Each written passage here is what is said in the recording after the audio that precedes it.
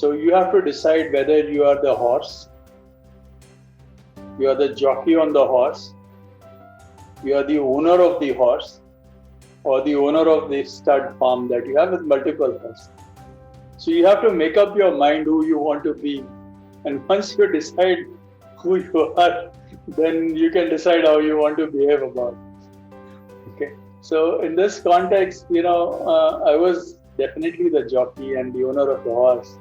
But now I've moved off being the jockey and be the owner of the horse. And just a jockey.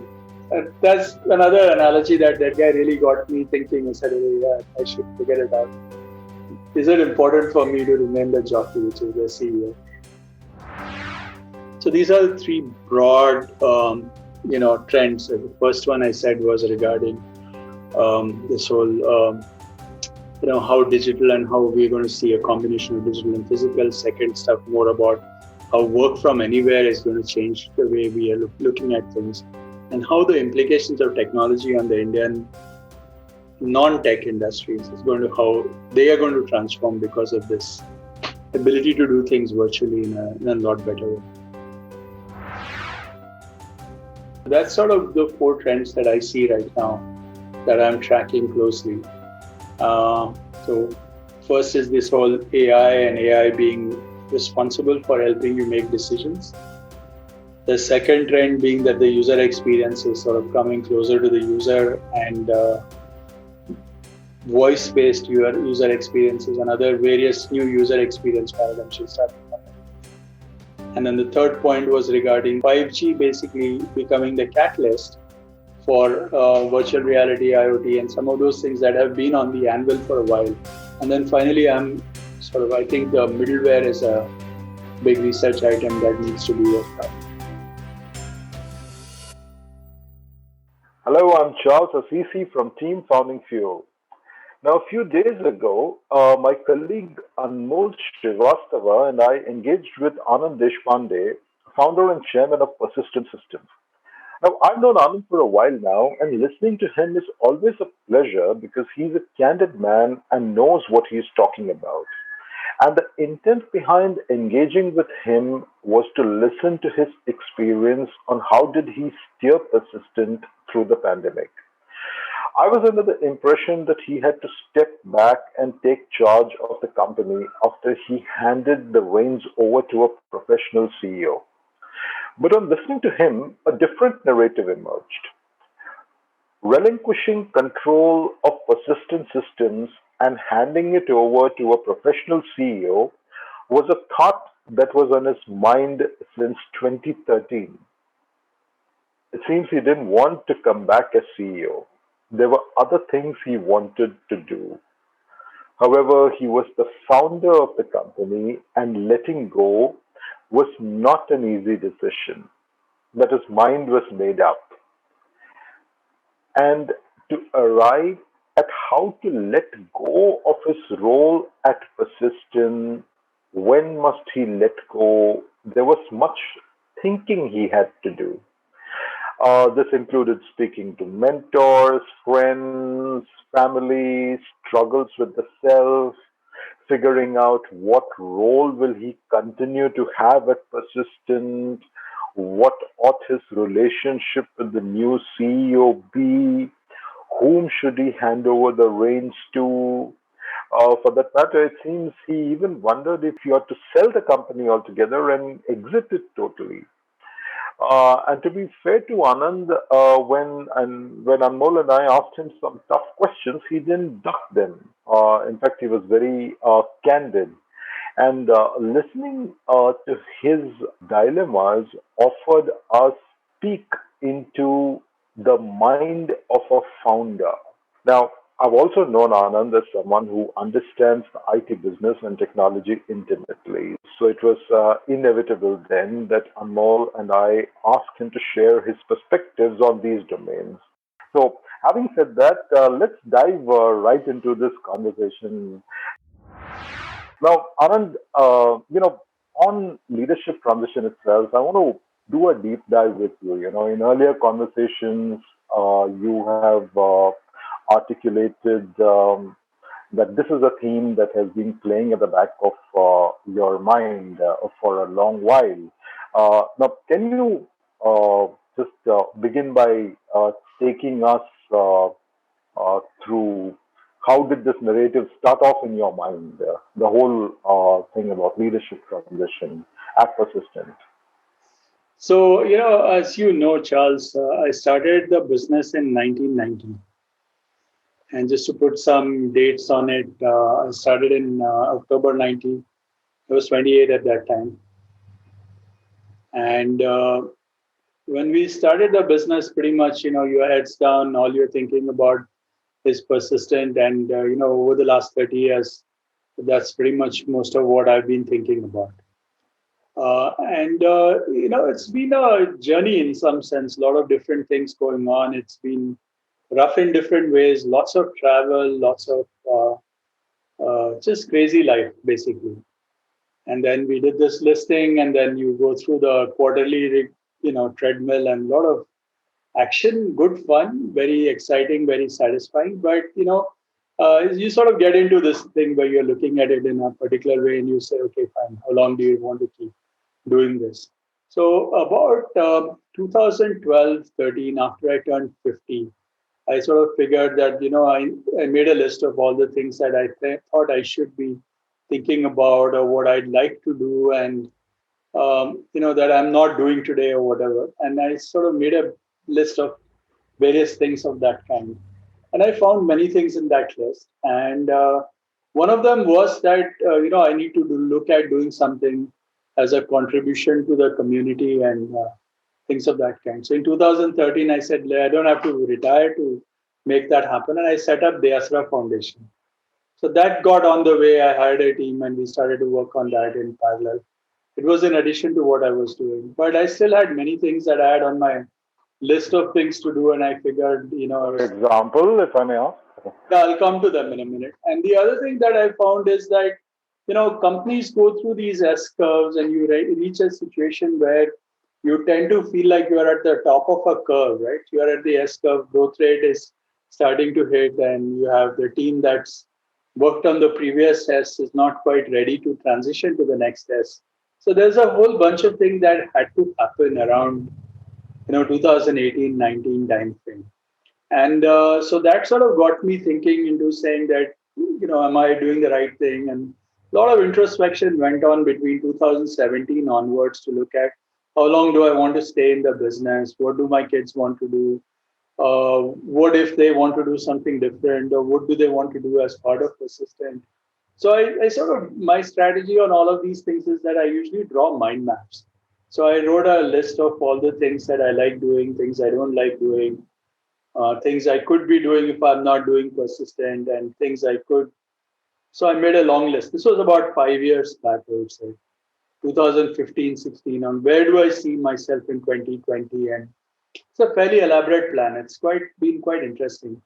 And then I sat over it, talked to a lot of friends and looked at, what am I really enjoying? What am I not enjoying? And a whole bunch of things of that kind. And I came to the conclusion that, my remaining CEO was not necessarily the best for me and for the business. And that's sort of when I decided that, it's time to look for a CEO first and then do this. And of course, there was this thing, do I need a CEO or can I do with a CEO and still be CEO and have someone else help out with other things? So there were a lot of options, but I figured it was best if I moved off being the CEO. And Charles, I want to relate this to another conversation thread that we may have had in the past. But I talked about this in the past in 97.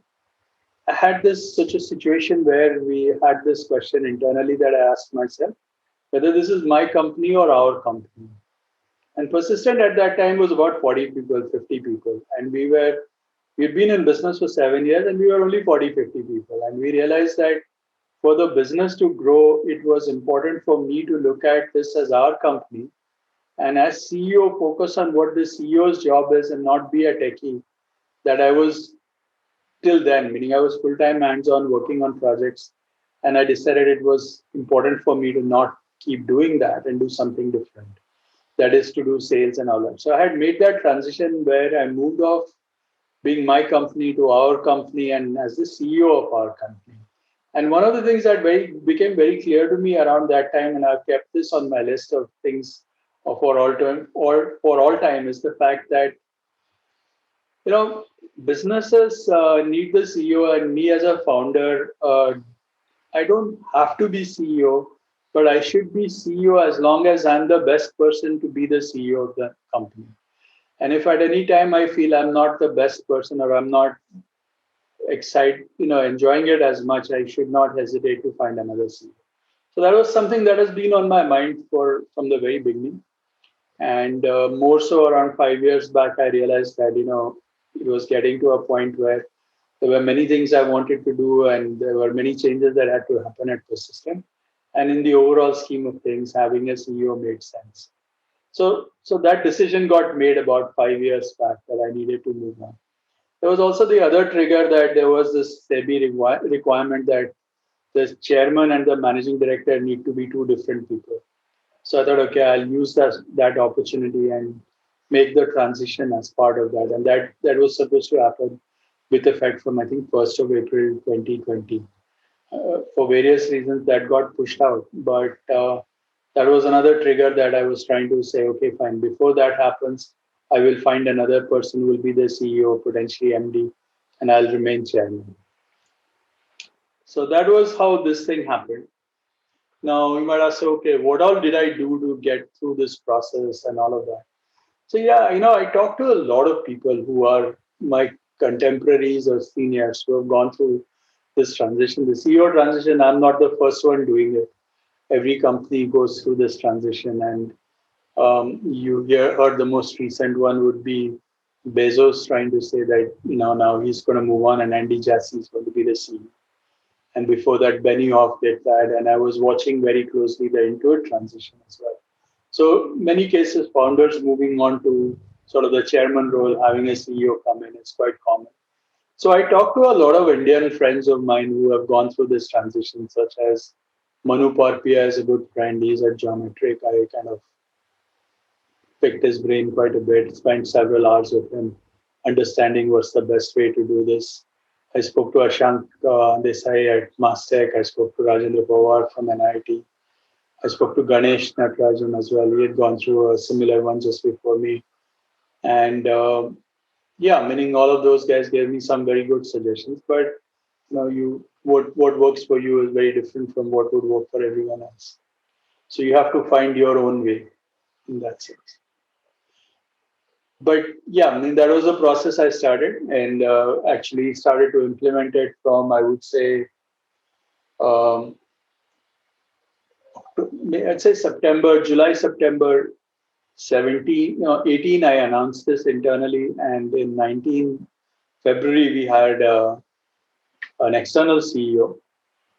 And then that is sort of when the first transition happened. And then there were some issues and we got another CEO to take over from the first one in October 2020. So, just staying on this theme, Anand, the point you made about the kind of conversations you had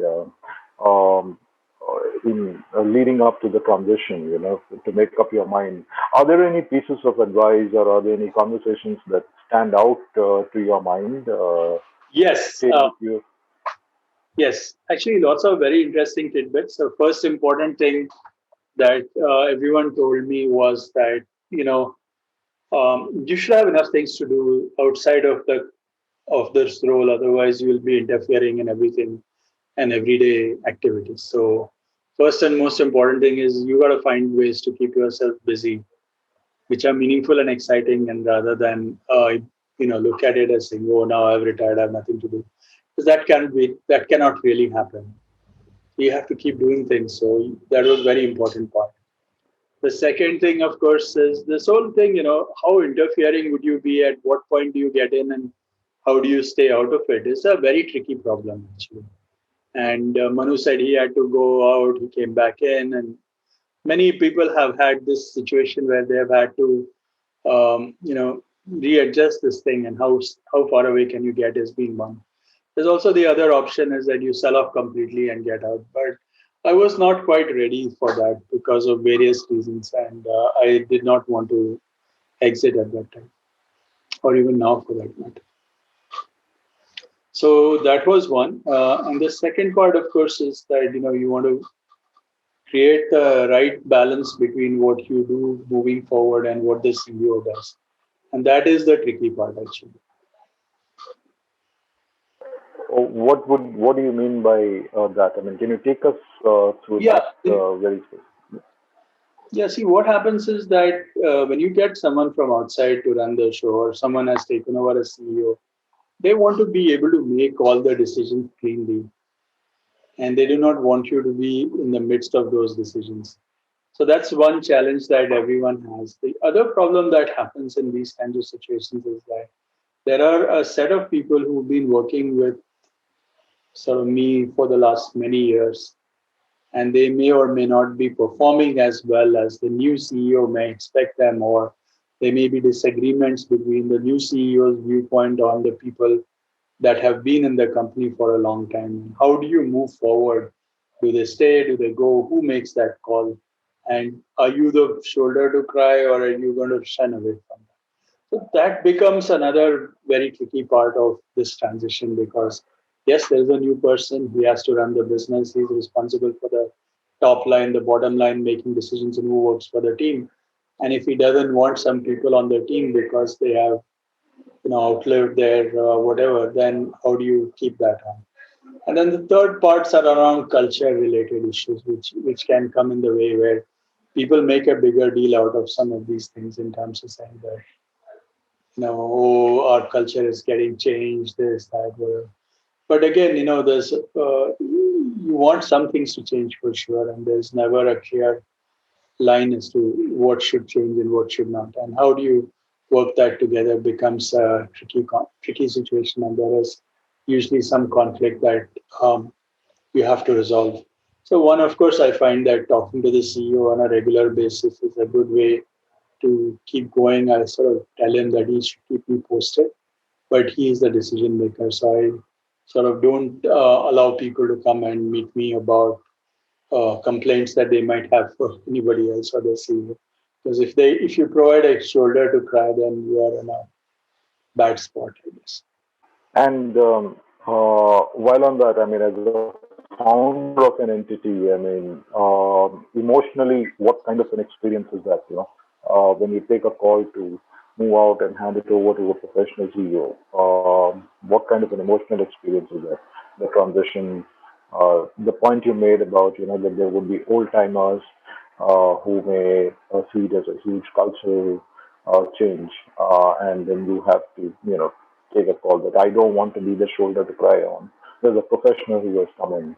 Now, that is also part of the transition process. So, how do you handle that? Were there pieces of advice that you were offered, or how do you see that? Were you prepared for that?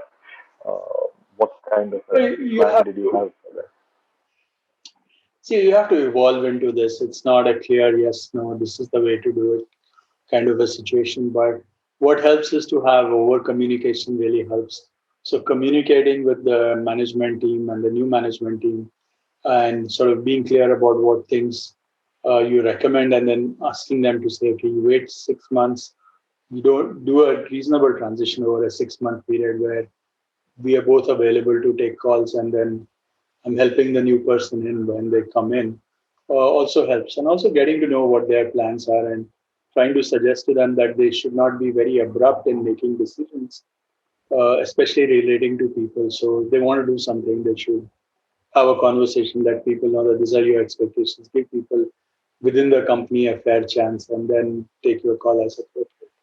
Um, So, Anand, one of the other points, one of the other things that you had alluded to and spoken about, touched upon briefly during our earlier conversations, was that this is something that you also had to discuss at family, with Yes. family as well. Can you?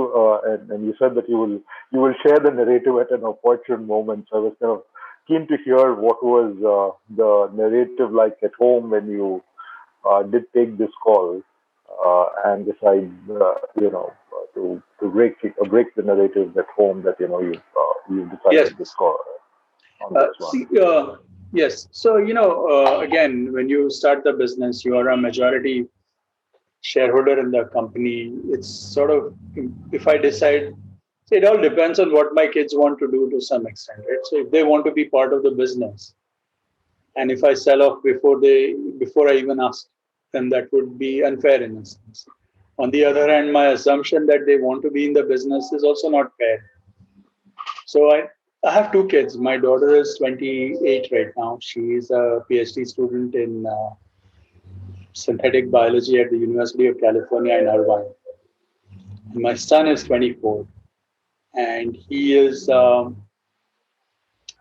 doing he just finished his undergrad, and now he's working for 2 years before he goes and does his MBA. So that's his plan. It's kind of unfair to ask them what their long-term plans are at the moment, but on the other hand, I just wanted to let them know that I will be available. I will keep the business around. They can make a call when they're ready, but this is what I was planning to do, and I'm going to remain chairman. And they are aware of what choices they have, but they have to make their choices. But they are not under pressure to do it tomorrow. So that's the internal conversation. I spoke about this with my wife as well to see what she had to say, and yeah, I mean, it was a fairly open conversation about what I'm not enjoying doing or what I'd like to do and how we would like to travel together and all of those kinds of things. And I think there was general agreement on what I was doing. So this all these plans were shared in their family with their family members. Right. So if I hear you right, what you're saying is that they have an option at some point in time to, if they may so choose that persistent is an option that they can exercise at some point in time in the future. Yeah, I mean, it's their call, at the end of it, they have to decide, but I don't want to shut doors for them just because of whatever, right? So it's their decision. They feel they should come, then they can come. But yeah, I mean, it's something that I don't want to close out on.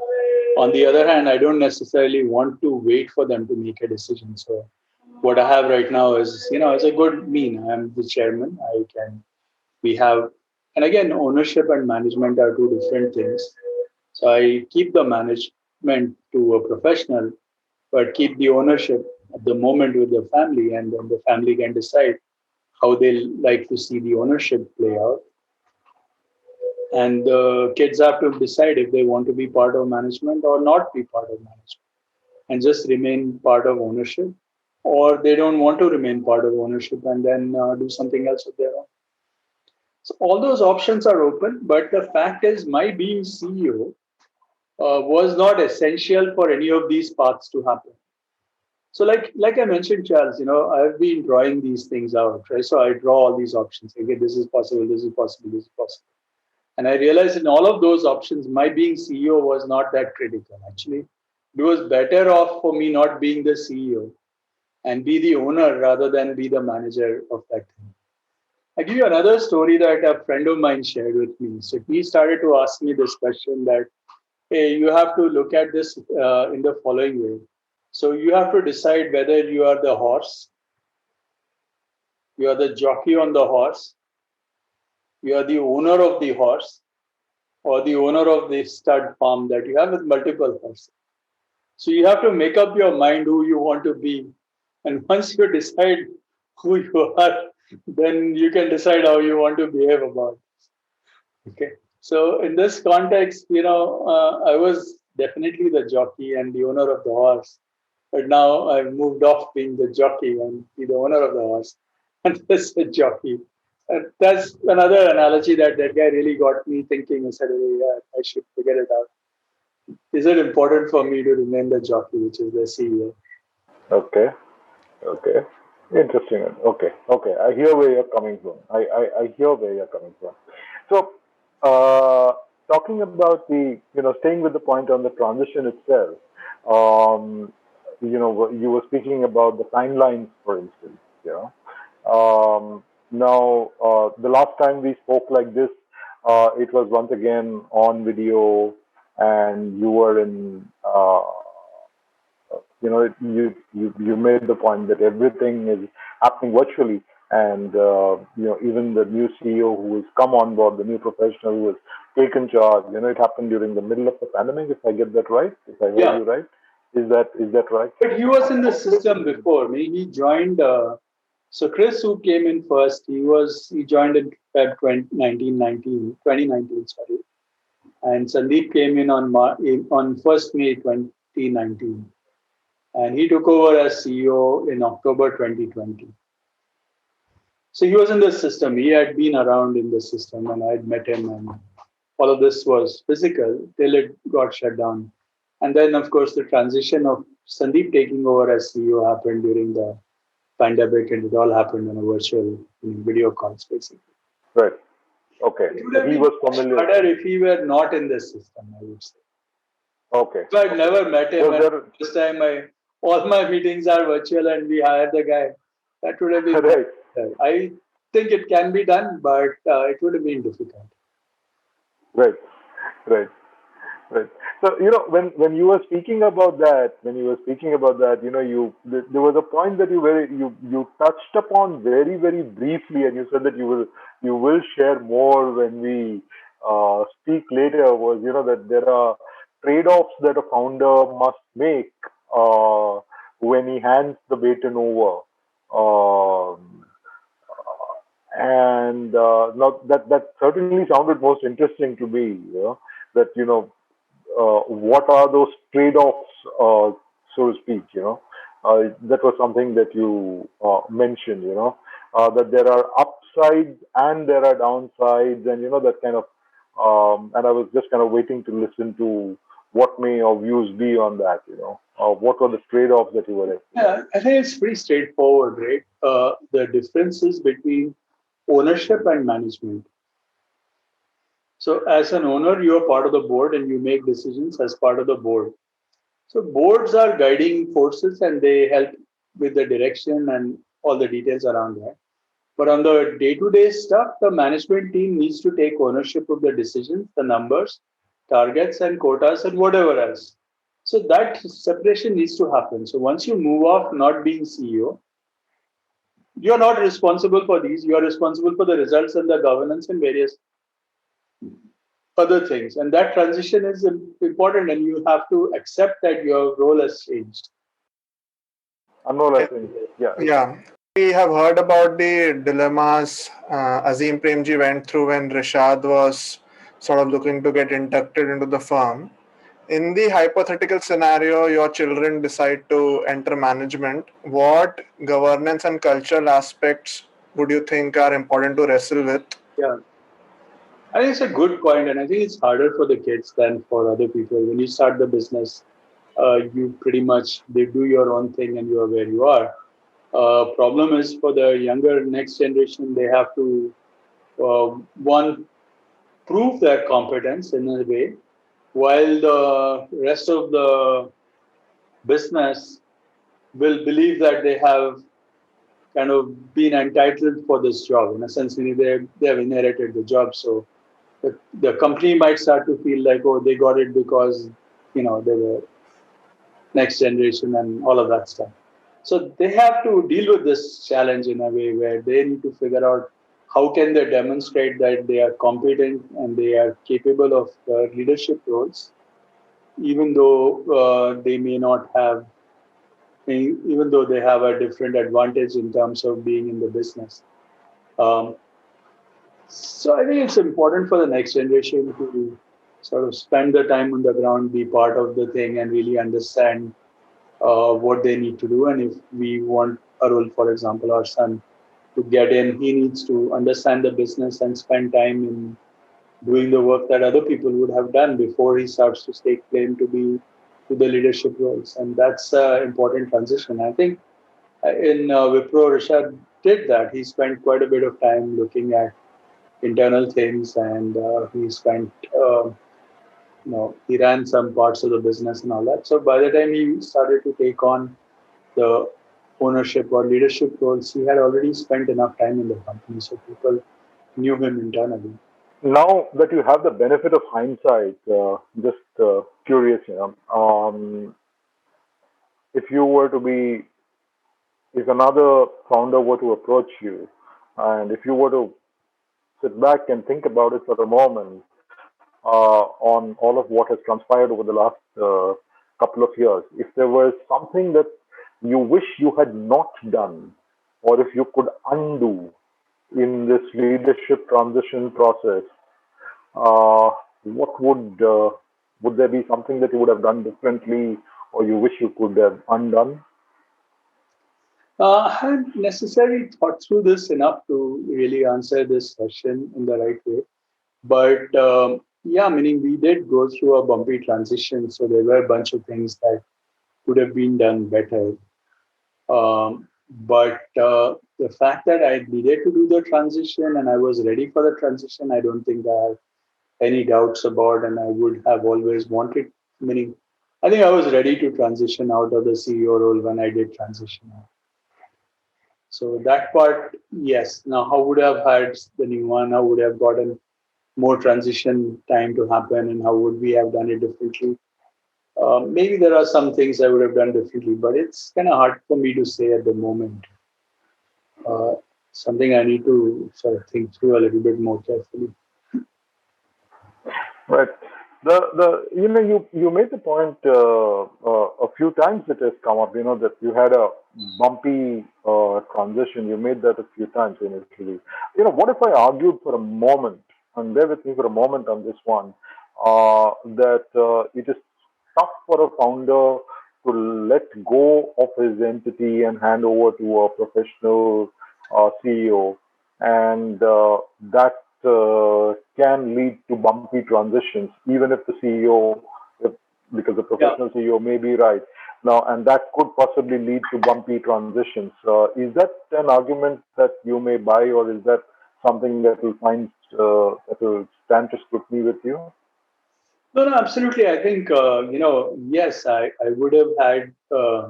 It is hard for a founder to let go, and you tend to interfere bit more than you need to on one end, or you give away too fast and you don't guide or invest enough time in working together to make the transition happen.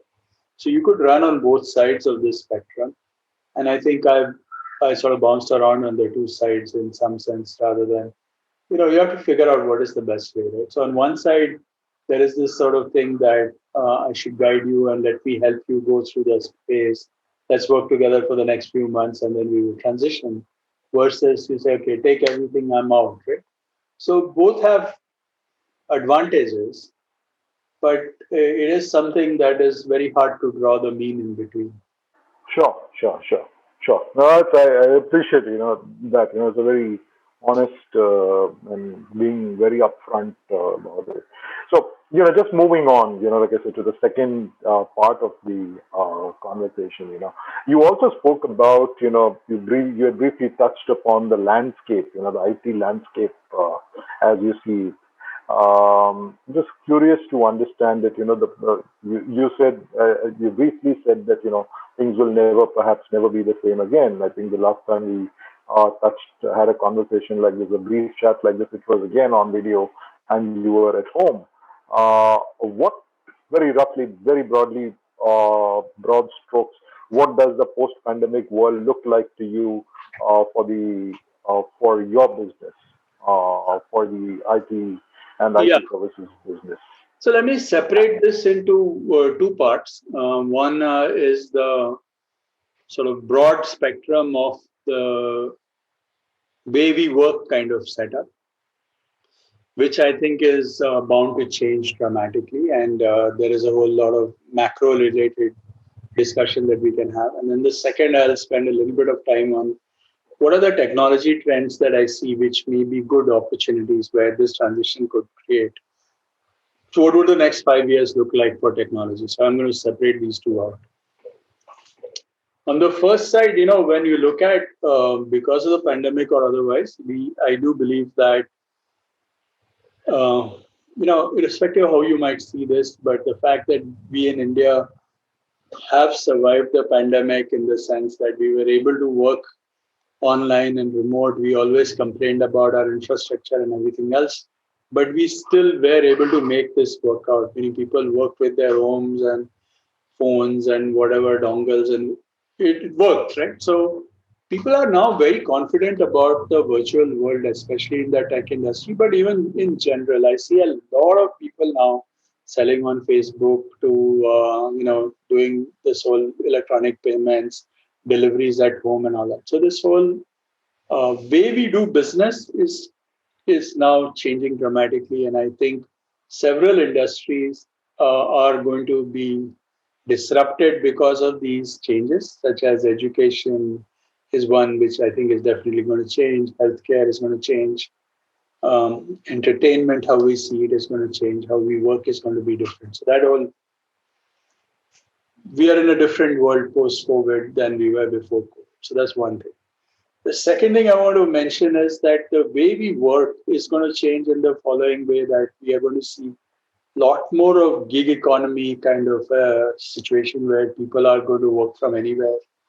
People are going to do multiple things at the same time. So they may be doing multiple jobs at the same time, and they may be working on many things at the same time. And people are more likely to hire people for a specific task or an activity rather than necessarily for lifetime jobs and all that. I know it'll take a while for this to happen, maybe 2, 3 years, but I think this is imminent, that people are going to become more and more gig workers are going to see, and all of that situation is going to happen. And I think I somehow believe that this work from anywhere is going to is all pervasive, and it's going to be far more important than people think it is. So I don't believe that while we might say it is a great idea to have everyone come back to office, I don't think it will ever be 100% people coming back to office every day. There will be situations where companies will have to accommodate, 30-40% of the people being working from home or working from otherwise. So everyone will have to create these hybrid opportunities, which is going to be something to think about. And then the last thing I want to say is that traditionally technology has taken a long time to hit these other industries, so to say, the non-tech industries like, as I mentioned, education, agriculture, entertainment, tourism, hospitality. So there's like, I have a list of 9 of these industries, which I believe are kind of in the middle of the pack, which are up for disruption. These are industries that cater to the middle of the Bharat pyramid, as you see in the demographic side, and hence they will transform dramatically. And that transformation of them becoming tech ready and all of that stuff is really going to change the way India is going to see in the future. So these are the three broad, trends. The first one I said was regarding this whole, how digital and how we're going to see a combination of digital and physical. Second stuff more about how work from anywhere is going to change the way we are looking at things, and how the implications of technology on the Indian non-tech industries is going to, how they are going to transform because of this ability to do things virtually in a lot better way. Now let me move to the other side, which is the part where I'm referring to the stuff around technology shifts that are likely to happen and that are coming and imminent. So first thing I've been saying to for a while is that we've been in the midst of digital transformation now for the last 6 to 7 years. And people have said digital transformation is about creating better experiences for people, meaning better experiences for customers, better experiences for employees, better experiences for stakeholders, whatever else. I think we are going to migrate from providing better experiences to moving to better decision making. So the idea is going to be digital transformation is about helping individuals make better decisions. And to make that happen, I think the whole artificial intelligence, machine learning emphasis that's coming in is going to play a big role in how people are going to do digital transformation in the future. So I said a lot here, but I think AI is a huge trend, which is going to be a very important trend that will not be an external project activity that happens, which is what has been happening for the past, but AI will be central to the plumbing and the data infrastructure that is being put out. And it will be an important part of where decision making is going to happen. The second thing that I think is I'm very excited about is the the voice driven interfaces in a big way. And one example of this, of course, is the Alexa. But I think this is going to happen in many different contexts. And I think Indian language and all of those interfaces going to happen in a big way. So we are moving to a low aperture interface in some sense. So you are asking queries on a voice-based thing. So you are really, looking at things on the watch. You're looking at various kinds of ways to look at it. And one thing that I've been telling people is the following, that traditionally user experiences were written for the application. So you wrote an application and there was a user interface attached to the application. With the Alexa kind of a context, what is happening is that the user experience is getting attached to the user rather than to the application. So you are talking to Alexa all the time. You're not reaching out to, let's say, you know, whatever your HR app and your ERP app and all of that stuff. The ERP app has to figure out how to talk to my Alexa. My context is with me in my Alexa or in my window. So the user experience is coming closer to the user, and you will carry your own user experience with you. And the application will have to figure out how to deal with this. So this is the second big trend I see. I'll give you one more example of this that will make this particular point very clear. So one idea is that I'm sure you would have used in your car something like an Android Auto or a CarPlay. Yes. So what happens in an Android Auto is that you take your cell phone and you stick your cell phone in the car dashboard in the jack that the car provides. And now the screen that you see on the car is taking the interface from your phone. And your subscriptions, such as your Spotify, your address book, your maps, your next meeting calendar, is now with you. It remains on you with you, but is now visible on the screen inside the car. So now you're talking to your interface. Your interface is with you. You can program it. You can make it be whatever it is. So the car has now got to figure out a way to deal with Android Auto or to deal with CarPlay. And the interface that you would have done in the past is kind of not very relevant anymore. So I see this trend happening across various kinds of things where this will come in, and this helps in various things like privacy also. So if you create your context and you keep your context with your user experience, then your privacy settings are different. I know so like, for example, I would say, so my Alexa knows my context, like who my wife is, who my kids are, who my friends are. Go home, come next door. So when you go to the phone also, I'll say, go home. Google says, okay, home, it carries it. That information doesn't carry to the car. So this whole concept of how the user experience is going to transform is a big trend that I see. Okay, so there's a second one. On the third one that I want to mention is, I think this whole, we've been talking a lot about 5G, artificial, augmented reality, and all of that stuff.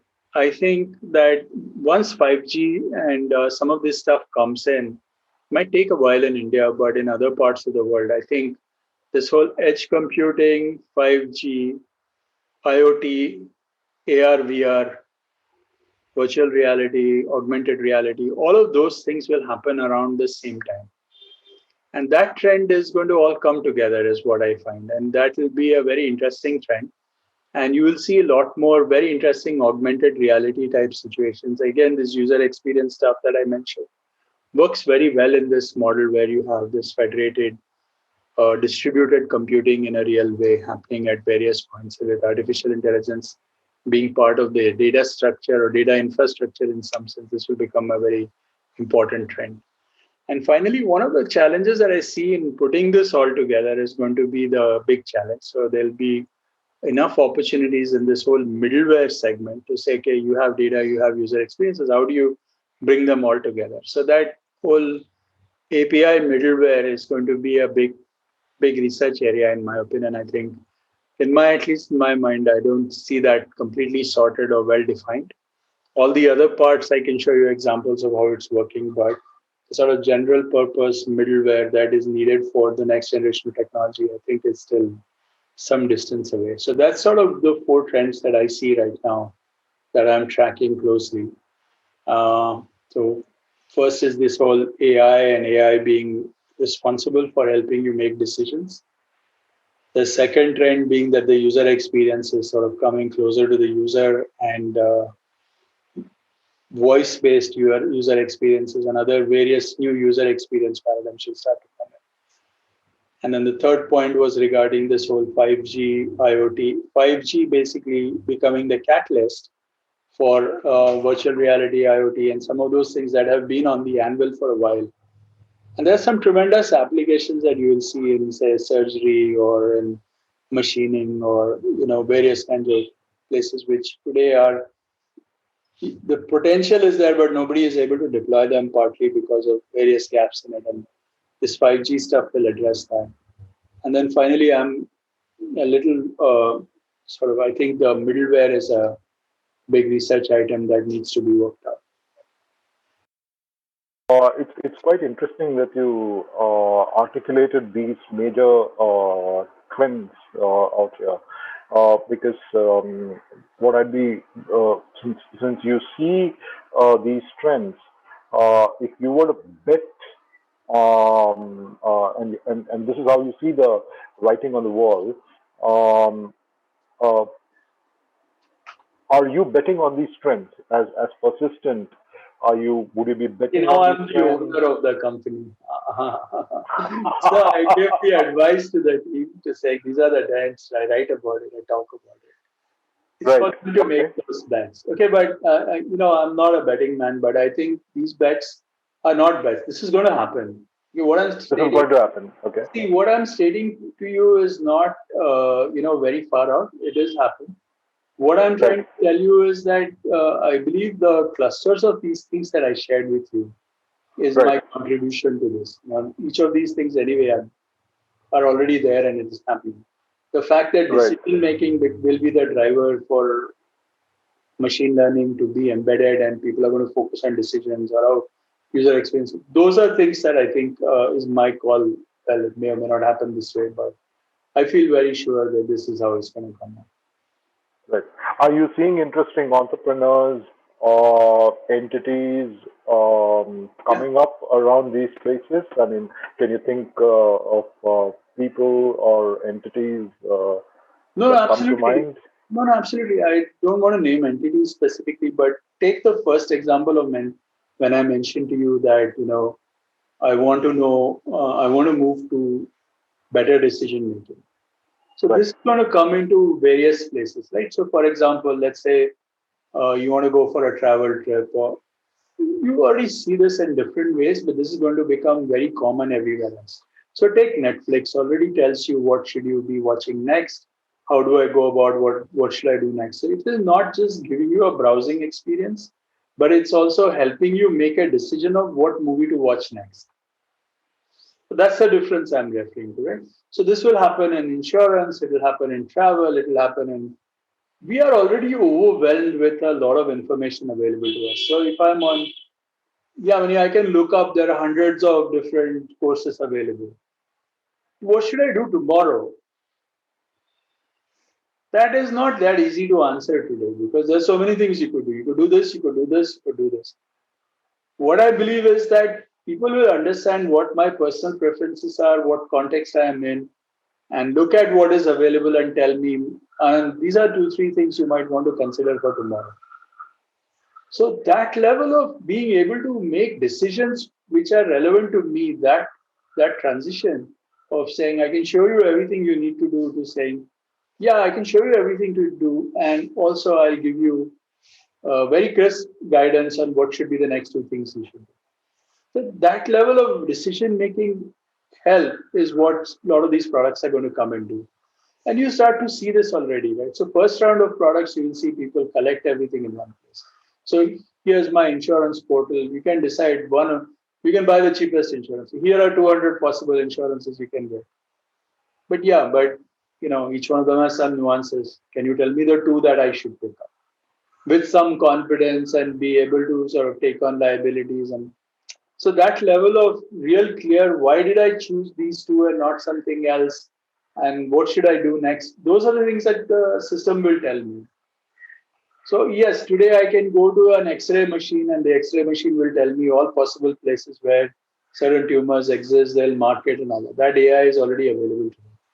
What will happen next is that I don't need to have the doctor tell me, that the system will tell me not only, okay, fine, here's your problem, this is what you need to do, here are the next two steps.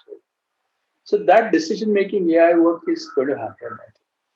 And yeah, many people are already starting to think along those lines. And I think a lot of these are going to happen one vector at a time. So people will pick one specific problem and work it end to end rather than just do technology. I think technology is around building those specific solutions to say, okay, how does it solve my problem for me in this context? It's what people are working on. And those who get it right will see value out of it.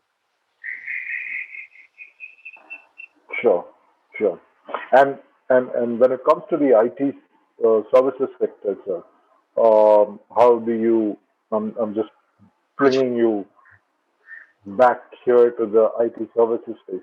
How do you see the Yeah. narrative itself play out? And let me just place this So in IT context out services, here. okay, there are two, three parts of IT services I think I'm not quite sure about. So first is, I believe that two, three things. So one is on the developer side, I think that we are writing code to higher levels of abstraction. So it requires a lot less effort to do the same work as compared to what was happening previously. And every generation of newer systems allow you to get a lot done with a lot less. So this is reality. That said, what has happened in the last few months, specifically in the last 6 to 8 months, is that the backlog of work that needed to happen to move into a seamless digital on the cloud world, that backlog is quite a bit actually right now. So the IT industry, IT outsourcing industry is seeing a boom in some sense because this backlog that needs to be cleared out for stuff that is sort of pre-digital, pre-cloud to move into the digital and the cloud world. And that backlog is where we see a lot of action right now. That will continue for 2, 3 years for sure. So that's the boom that you are seeing in the IT industry right now. In the long term, I think there is a better opportunity in the following way.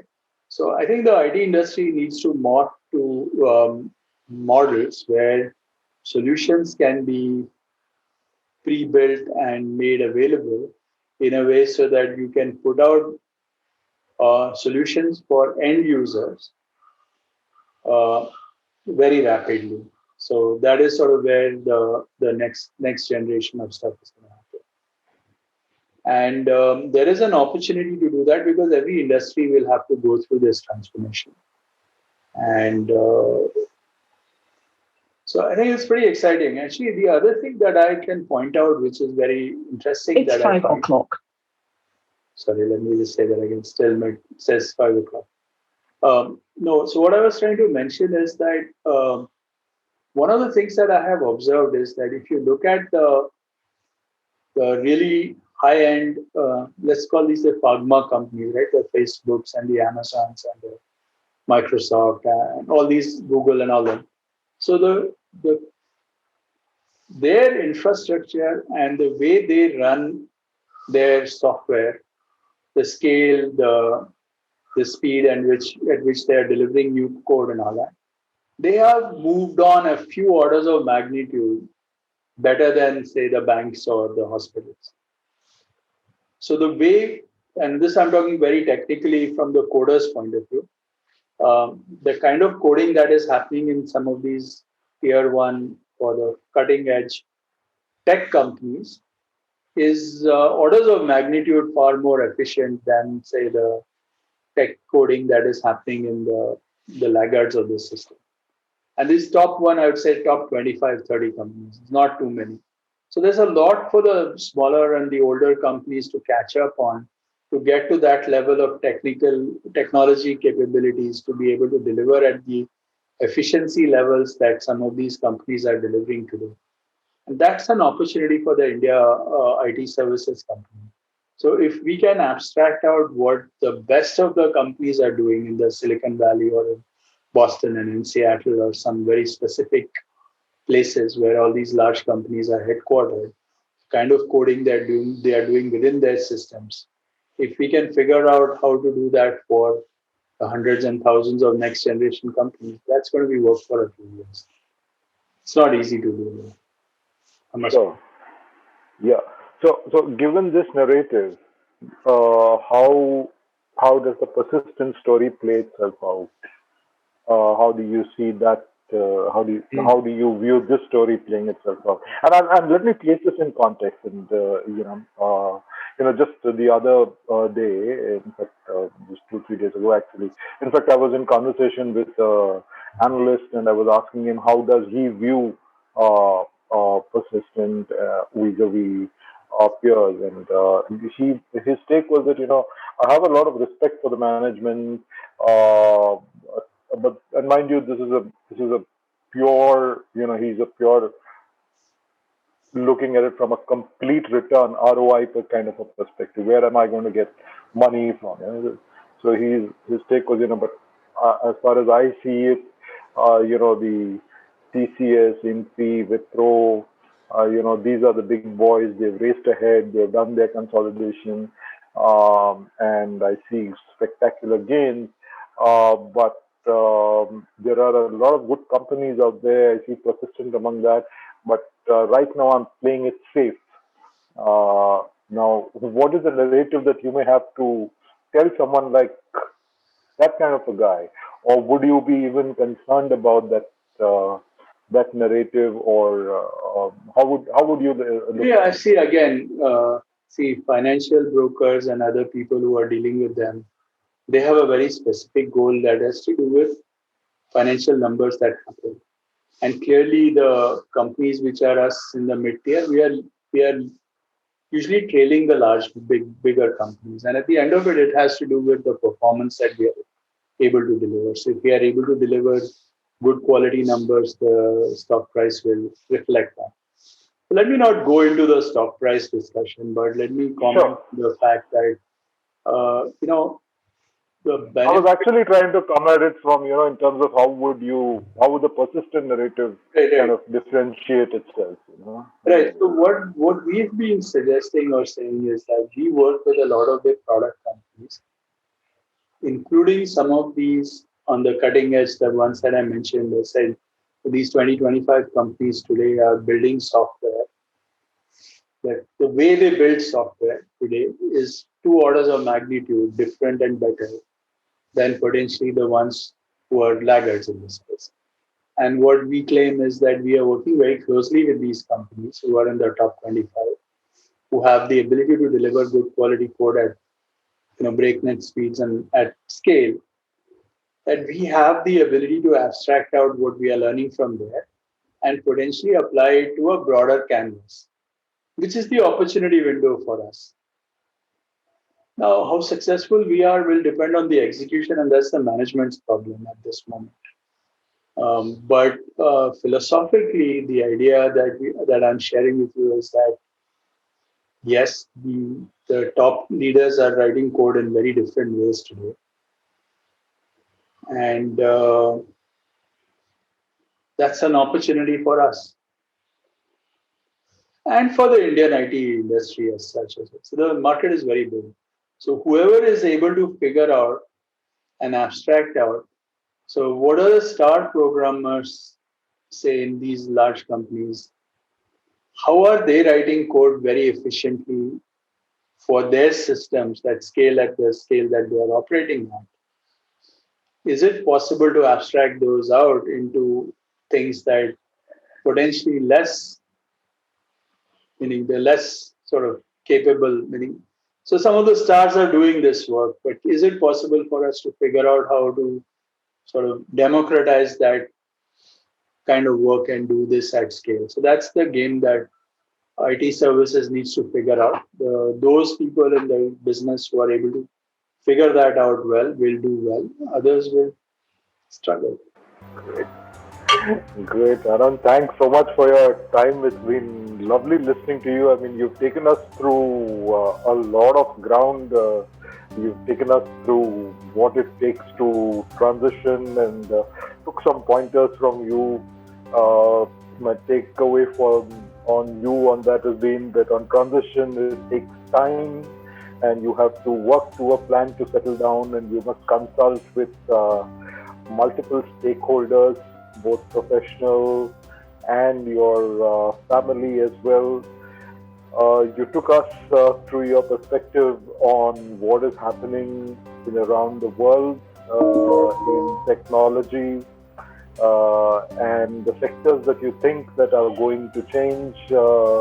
And you put your finger on education, hospitality, and tourism. You spoke about the rise of the gig economy and how you see the greater growth in the number of gig workers, and from a personal perspective, how we must create hybrid opportunities.